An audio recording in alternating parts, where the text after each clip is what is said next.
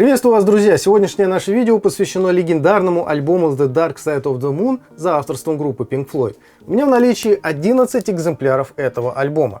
Первый и второй английские прессы, немецкое издание, первое и второе японское издание, американское первое издание, ГДРовское издание на лейбле Amiga, о котором мы поговорим буквально чуть-чуть.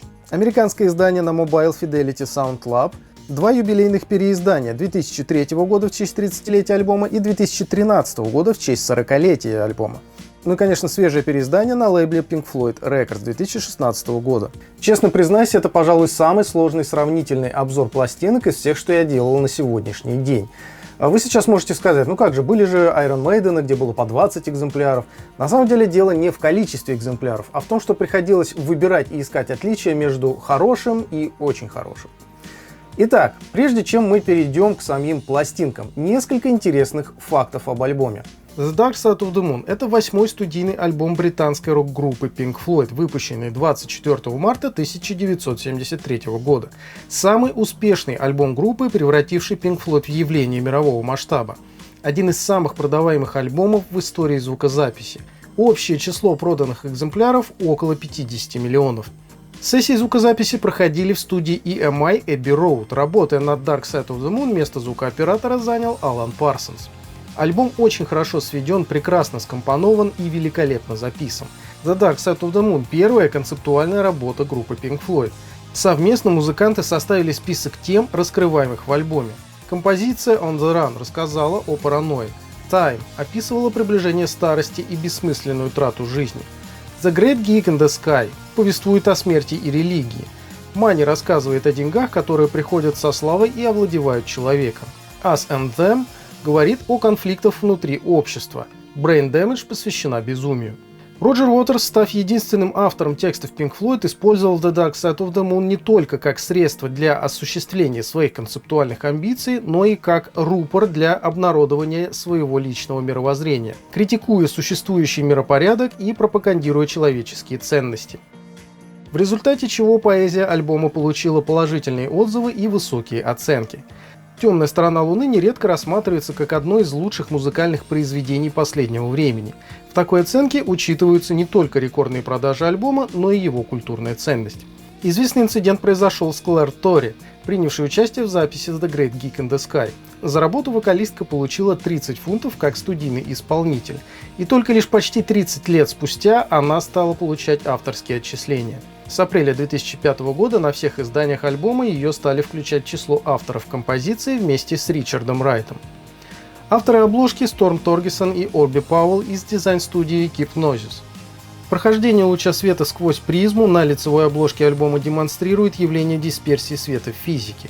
Обратная сторона обложки изображает конвергенцию спектра через перевернутую призму, что позволяет, соединив концы развернутых обложек вместе, достичь повторяющегося до бесконечности замкнутого в кольцо оптического эффекта, что и отражает идею альбома. Ну и, конечно, символика треугольника на обложке, обозначающая амбициозность, одну из главных тем песен альбома. В 2011 году обложка альбома заняла первое место в списке лучших обложек альбомов всех времен, по мнению читателей интернет-издания Music Radar. Прежде чем мы перейдем к самим пластинкам, скажу вам так, что среди этих 11 экземпляров ситуация не очень-то и типичная, как может показаться на первый взгляд. Поэтому предлагаю досмотреть это видео все-таки до конца и в конце видео уже скачать сэмплы, которые будут находиться под видео в описании, сравнить их и отписаться в комментариях. Итак, друзья, ну и начнем, конечно же, по хронологии с первого английского пресса, с того самого голубого треугольника. Итак, друзья, это экземпляр с матрицами A2B2. Есть такая информация, что некоторые из этих экземпляров имеют проблемы со звуком в треке Money, иногда даже прыжки, что было исправлено на втором английском прессе с матрицами A3B3. Также на первом и на втором английских прессах присутствуют искажения из-за высокого уровня Time в начале боя часов. Давайте обо всем по порядку и начнем, конечно же, с амплитуды частотной характеристики. Что можно сказать здесь? На самом деле звучит все достаточно сбалансированно и комфортно. Нет никаких завалов и нет никаких акцентов по всей амплитуде частотной характеристики.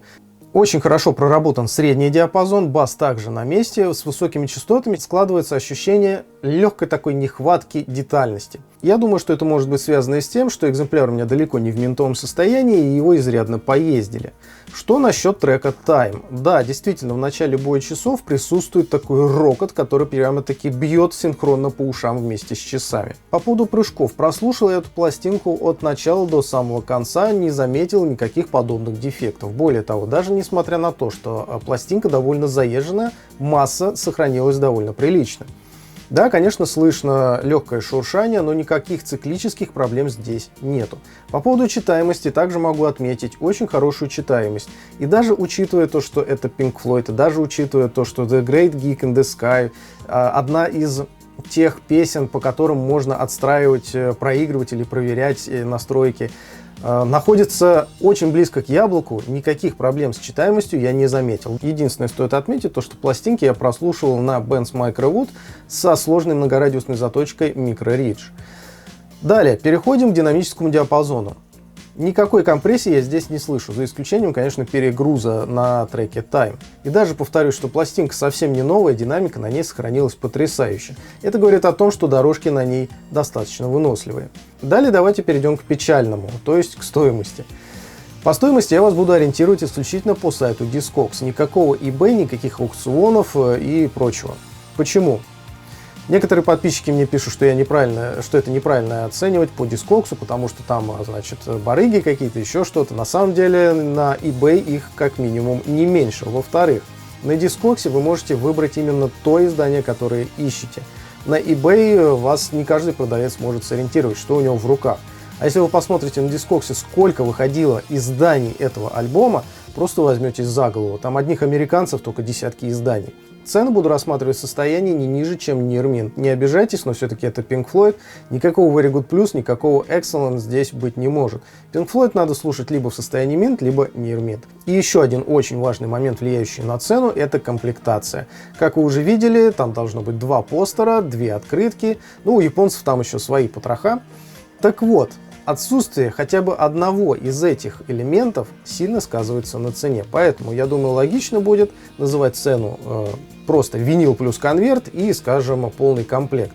На данный момент стоимость экземпляра без постеров и открыток начинается от $500. Примерно за столько же можно, в принципе, постараться найти полный комплект, но состояние конверта будет так себе. Если же брать все-таки коллекционное состояние, скажем, Mint, то здесь цена начинается от $2000. Итак, друзья, моя итоговая оценка за это издание 7 из 10 баллов. Казалось бы, почему? Вроде бы все нормально, за исключением небольших проблем с треком Time. В принципе, вы правы, но все познается в сравнении, поэтому, повторюсь, досмотрите это видео до конца. Ну а мы в свое время переходим ко второму английскому прессу с матрицами A3B3 уже без голубого треугольника.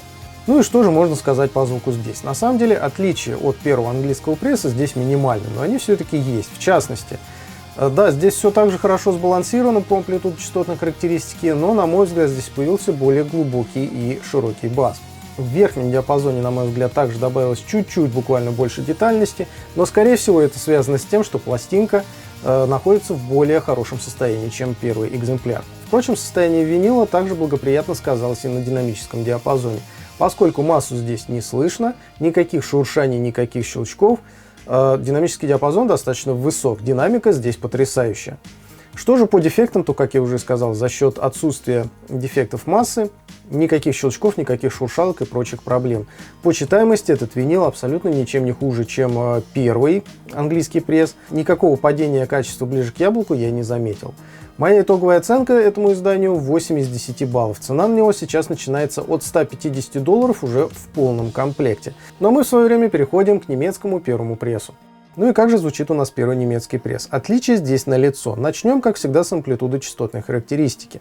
Это издание более кричащее в верхней середине и на высоких частотах. Помимо этого имеет еще не впечатляющий, я бы сказал, более сдержанный бас. И, честно говоря, общая картина получается здесь на любителя. Стоит отметить, что это самое громкое издание из всех представленных 11. На 1 дБ оно опережает по громкости английские прессы. Что по динамическому диапазону, то здесь никаких проблем мною замечено не было.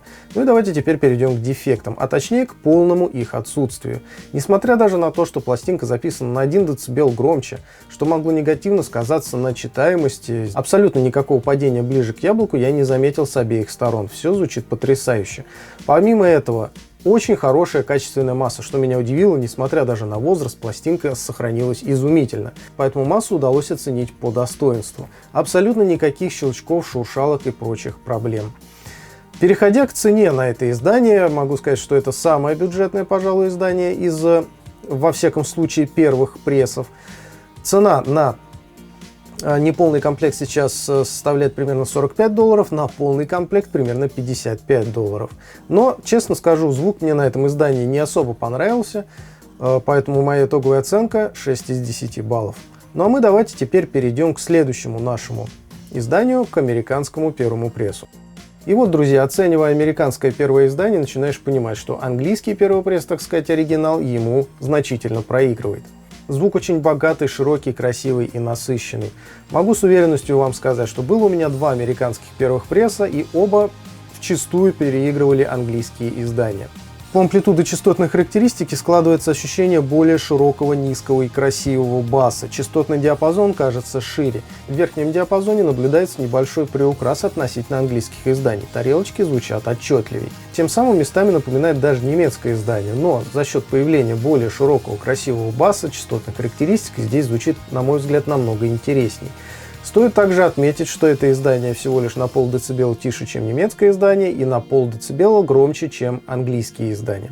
По динамическому диапазону, опять же, проблем никаких замечено не было. Все-таки это, опять же, 73 год, и компрессорами тогда сильно не увлекались. По читаемости здесь все замечательно, никакого падения качества ближе к яблокам я не заметил. Теперь переходим к дефектам массы. На одном из американских изданий было легкое шуршание, на втором наблюдался едва заметный рокот. В принципе, оба этих дефекта достаточно тяжело услышать, тем не менее не сказать об этом я не мог, поскольку они оказывают влияние и на динамический диапазон, хоть минимально, но все-таки. В остальном, повторюсь, очень хорошее издание, шикарное по звуку. Цена за неполный комплект составляет сейчас примерно $50-55, за полный комплект примерно $150. Но, в принципе, можно, наверное, уловчиться и купить этот альбом значительно дешевле. В частности, я купил свой американский первый пресс за 1500 рублей, причем в Москве. Единственное, это было, наверное, лет 8 назад. Учитывая, что американских изданий было просто пруд-пруди, запутаться в них очень легко. Поэтому обязательно сверяйтесь с тем же Discogs, как минимум, смотрите на матрицы, чтобы был действительно первый американский пресс. И никакое там не клубное издание. Да, клубные издания, они тоже неплохие по звуку, я уверен в этом, но тем не менее, все-таки клубные издания и оригинальные серийные издания вещи немножко разные. Вышеуказанные цены годятся и для канадских изданий. И итоговая оценка 9 из 10 баллов. Несмотря даже на отличный звук, который мне очень понравился, балл за качество массы я все-таки снизил. Ну а мы давайте теперь перейдем к японскому первому изданию на лейбле Odeon. И тут, казалось бы, что же может быть лучше американского издания по звуку? Американское издание, но с лучшей массой. Именно это нам и предлагают японские издания. Потрясающее сходство с американским изданием как по общей картине, так и ширине сцены. В частотном диапазоне наблюдается небольшое изменение в верхнем диапазоне. Тарелочки стали более спокойные и неакцентированные. В остальном же все тот же упругий, красивый, широкий бас здесь присутствует. Середина никуда не потерялась и звучит очень хорошо проработанный. По поводу динамического диапазона здесь дела обстоят как никуда лучше за счет того, что абсолютно никаких шуршалок, никаких щелчков, никакого шипения и даже минимального рокота здесь нет. Впрочем, так же как и по читаемости, японские издания одни из самых лучших в этом плане.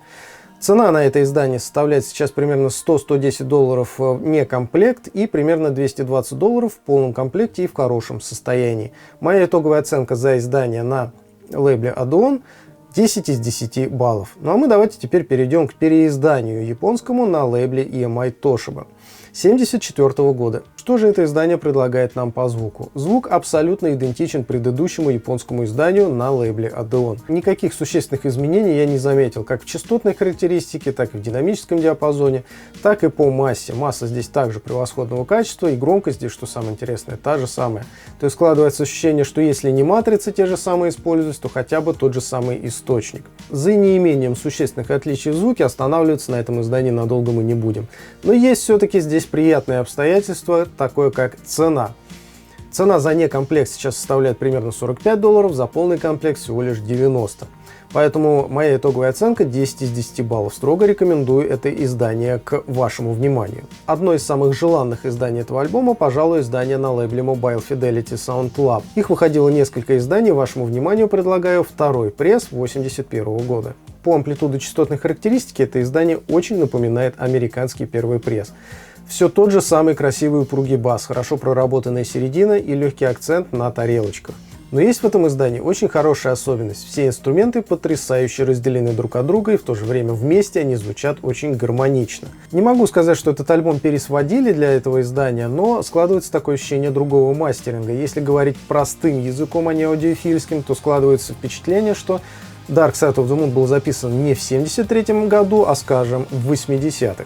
По динамическому диапазону также все хорошо. Единственное, стоит отметить то, что издание на Mobile Fidelity Sound Lab звучит на 2 дБ тише, чем английское первое издание. Поэтому имейте это в виду. Mobile Fidelity всегда славились очень хорошего качества массой, поэтому никаких щелчков, шуршалок и прочих дефектов здесь замечено мною не было. Ну и, конечно, полное отсутствие каких-либо проблем с читаемостью не может не радовать.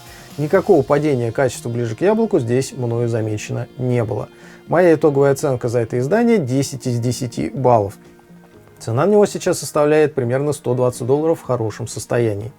Ну а мы теперь давайте перейдем к изданию на лейбле Amiga. Честно говоря, долго я думал, стоит ли включать это издание в видео, поскольку квадро-версия все-таки очень сильно отличается от стандартных стерео-версий. Поэтому, если бы и стоило, в принципе, его сравнивать, то, наверное, с квадро-версиями. Тем не менее, у многих возникали вопросы именно по амиговским изданиям, поэтому хотя бы показать я его, но все-таки должен. Что по звуку, то он здесь, повторюсь, настолько сильно отличается от стереоверсии, что тут описывать словами особо и нету смысла. Обязательно скачайте сэмпл, и вы поймете, о чем я говорю. К сожалению, квадродекодера у меня нету, чтобы оценить это издание по достоинству. Поэтому первое, что я услышал, это громко кричащий голос, который затмил, в общем-то, все инструменты, даже не на второй план, а скорее на третий. В принципе, если бы у меня был квадродекодер, то объективно судить об амплитудо-частотной характеристике, динамическом диапазоне и различиях в миксе можно было бы, но, к сожалению, я слышу всего лишь стерео, то есть 2 канала из 4, поэтому 50% информации это, конечно, не вариант оценивать. Единственное, могу сказать, что качество массы в принципе приемлемое, то есть для тех, кто ни разу не слышал ГДРовские пластинки, могу сказать, что они, в общем-то, не хуже, чем мелодиевские. Поэтому дефектов особых я здесь не слышал. Щелчки, конечно же, есть. Вообще мне эта пластинка досталась в подарок вместе с ГДРовским вещью-вехи, даже без конверта, собственно, вот как есть. Состояние у нее примерно Excellent+, но качество массы судить все-таки можно. Также по читаемости абсолютно никаких проблем замечено не было. Очень хорошо читается. Моя итоговая оценка, а вот не будет итоговой оценки, потому что, повторюсь, сравнивать ее бесполезно. Единственное, могу вас сориентировать по цене. Цена сейчас примерно $50 за экземпляр с конвертом и в хорошем состоянии. Ну а мы теперь давайте перейдем в эру ремастеров. Начнем с юбилейного издания 2003 года. Первым делом, конечно же, бросается в глаза то, что это издание ремастировано. Это отчетливо слышно как по добавленному низкому красивому басу, так и по детальности на высоких частотах. Звук стал очень красивым, ярким, насыщенным и более современным. Но, честно скажу, вот насчет этого осовременивания, если взять, к примеру, тех же Квинов, там, конечно, нахимичили со звуком так, что он стал кардинально отличаться от оригинальных миксов. Здесь такой проблемы нет. Да, конечно же, слышно, что это современное издание, что это ремастер. Тем не менее, это абсолютно не напрягает и не акцентирует на себе внимание. Слушаешь и наслаждаешься. По динамике это издание, пожалуй, одно из лучших среди ремастеров, если не лучшее. По качеству массы. За полное отсутствие дефектов стоит отдать должное заводу RTI, который печатал это издание в Голландии. Думаю, что это была одна из причин полного отсутствия каких-либо шуршалок, щелчков и прочих дефектов. По читаемости могу отметить, что это издание одно из самых лучших. По звуку могу отметить, что это, пожалуй, лучшее издание среди современных ремастеров. Поэтому моя итоговая оценка за это издание 9 из 10 баллов. Стоит оно сейчас примерно $55 в полной комплектации. Ну а мы давайте теперь перейдем к нашему следующему юбиляру, изданию, посвященному 40-летию альбома. Казалось бы, 10 лет назад вышло отличное переиздание с очень хорошим звуком. Зачем что-либо менять? Но лейблу и издателям виднее, поэтому за основу было принято решение взять другой источник. Что же у нас по амплитудо-частотной характеристике здесь относительно предыдущего переиздания? Звук стал более звонкий и резкий, и с учетом того, что здесь еще наблюдается легкая нехватка баса по сравнению с предыдущим изданием, наблюдается следующая картина, друзья. Если у вас японская головка звукоснимателя с явным акцентом на высокие частоты, здесь вы можете уже начинать испытывать некий дискомфорт. Если же у вас, скажем, головка звукоснимателя, которая акцентирует бас, то она сбалансирует как раз таки это издание до более-менее комфортного звука. Поэтому кому-то это издание может очень понравиться, а кому-то не понравится вовсе. Я как раз отношусь ко второй категории. Все-таки нехватка баса здесь ощущается сильно, а звон прибирать тембрами как-то совсем не хочется. По динамике могу отметить, что издание не страдает никакими проблемами, динамический диапазон здесь в норме, никакой компрессии здесь нету. Даже несмотря на то, что это переиздание ремастированное. По дефектам, опять же, никаких абсолютно проблем. За это стоит спасибо сказать заводу Optimal Media Production, немецкий завод, который также славится очень хорошим качеством винила. Никакого рокота, никаких шуршалок, в общем, массу не слышно абсолютно. С читаемостью также никаких проблем замечено не было, никакого падения качества ближе к яблоку я не наблюдал. Моя итоговая оценка 7 из 10 баллов, цена, кстати, на него сейчас составляет примерно $20-22. Да, еще забавный такой факт, тут всегда умилялся, когда видел надпись такую гордую на стикере, на конверте, что внутри находится купон для скачивания MP3. Без комментариев, как говорится. Ну а мы давайте перейдем к нашему последнему гостю, переизданию на лейбле Pink Floyd Records 2016 года. По амплитуде частотной характеристики на фоне предыдущих двух переизданий это переиздание самое нейтральное. Здесь нету явного акцента на высоких частотах, бас остался прежний, середина также очень хорошо проработана. По динамическому диапазону здесь проблем замечено не было. Все-таки слава богу, что Pink Floyd не компрессирует, иначе зачем Pink Floyd тогда слушать. Очень хорошее качество массы, то есть в тихих местах не слышно ни гула, ни шипения. Единственное, в некоторых местах, конечно, проскакивают какие-то такие серьезные щелчки, при том, что пластинка новая, вскрыто, прослушано пару раз. Сильно обострять внимание на этой проблеме не буду, возможно, мне попался просто такой экземпляр, но тем не менее сказать об этом я должен. По читаемости могу также отметить потрясающую читаемость, все переиздания показали себя с наилучшей стороны. По цене это издание также нас радует, всего лишь $20 за запечатанный экземпляр. Моя итоговая оценка этому переизданию 8 из 10 баллов.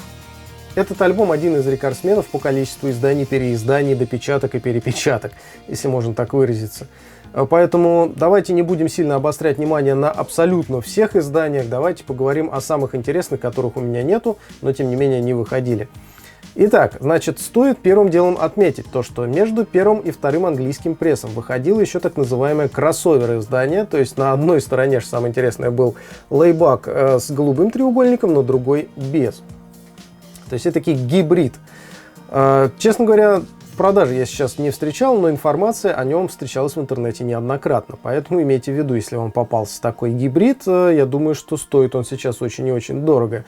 В общем-то, раритет. Если же у кого-то есть квадродекодер, я уверен, что у вас есть и квадромикс этого альбома. Квадроверсии выходили в Австралии, Новой Зеландии, Японии, Югославии, Бразилии, что самое интересное, и Германии. Самым бюджетным квадрофоническим изданием, конечно же, является югославское. И не обязательно совершенно брать то издание, которое вот я вам показал. Это первое издание. Также можно взять второе издание, которое стоит в 2 раза дешевле, то есть в районе $25. В Японии в 1978 году выходил также этот альбом на серии Pro Use. У меня было это издание, честно говоря, купил я его тоже не за маленькие деньги, достаточно давно. Сравнил я его со своим первым и третьим изданием японским. Честно говоря, я не заметил абсолютно никакой разницы, даже по качеству массы. То есть японцы пытались превзойти сами себя, но как-то вышло у них не вышло. Поэтому, учитывая еще и цену, то есть без потрохов, это издание стоит сейчас в районе $170, в полном комплекте примерно 230. То есть насколько оно оправдано, я бы не сказал. Тем не менее, если у кого-то есть это издание, кто еще сравнивал с японскими изданиями, отпишитесь, мне интересно знать ваше мнение. Также обратите внимание, выходило японское издание с альтернативной обложкой. Сейчас оно является раритетом, и на Discogs его можно найти в районе $8000. Оно действительно очень-очень редкое, на него даже вышли пиратки. С точно таким же оформлением, причем и на черном виниле, и на пикчере. В Корее этот альбом выходил дважды. Первый раз в 1979 году на лейбле Oasis, к сожалению, без двух треков Brain Damage и Any Color You Like. Корейская цензура попросту их не пропустила, поэтому корейские издания частенько страдают тем, что на них не хватает некоторых треков. В 1989 году корейцы решили исправиться, и лейбл Kim Monks выпустили это издание с полным трек-листом. Российский лейбл Antrup также не обошел стороной этот альбом и выпустил его в 1992 году, причем первые 10 тысяч копий этого альбома содержали 16-страничный буклет с полной историей группы с 1968 года по 1973. По каждому альбому там есть информация. В 1997 году этого альбома вышло переиздание на лейбле EMI серии 100. Стоит он сейчас примерно столько же. $110 в хорошем состоянии и полном комплекте. Также этот альбом выходил в 2011 году на лейбле Rainbow Records в Штатах. Стоит он сейчас примерно $35. Ну и в 2016 году, помимо европейского издания, которое вы видели, также этот альбом переиздался якобы в Японии и в Штатах. Что самое интересное, матрицы во всех трех случаях одинаковые. Отличие, пожалуй, только в конвертах. Поэтому, учитывая цену за японское переиздание, я не вижу смысла за ним гоняться. Пластинка там точно та же самая, звук там точно такой же. Разве что добавлена обишка и вкладка, и те, по сути, реплики. Далее. Очень много выходило пиратских изданий этого альбома, причем как цветных, так и черных. Но помимо пиратских цветных изданий также выходили и официальные цветные издания. В частности, в Германии и в Голландии этот альбом выходил на белом виниле, во Франции на синем и прозрачном, в Австралии на розовом. Это действительно официальные издания, тем не менее, прежде чем покупать их, я бы советовал вам написать продавцам и свериться по поводу матриц, потому как, я думаю, мало кому хочется попасть на подделку. Еще один интересный факт, то что пираты очень много подделывали таких экзотических изданий, таких как филиппинские, аргентинские и австралийские. Поэтому будьте бдительны. Что ж, друзья, можно сказать в заключение, что бы из этого винегрета я вам посоветовал.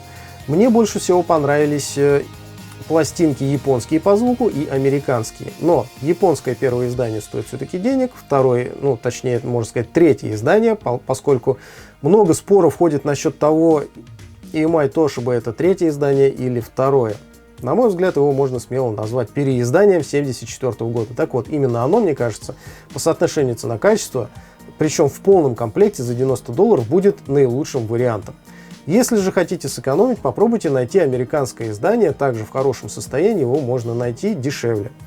По поводу переизданий, в принципе, можно купить, и, пожалуй, это будет самое простое, что можно найти, это переиздание на лейбле Pink Floyd Records 2016 года.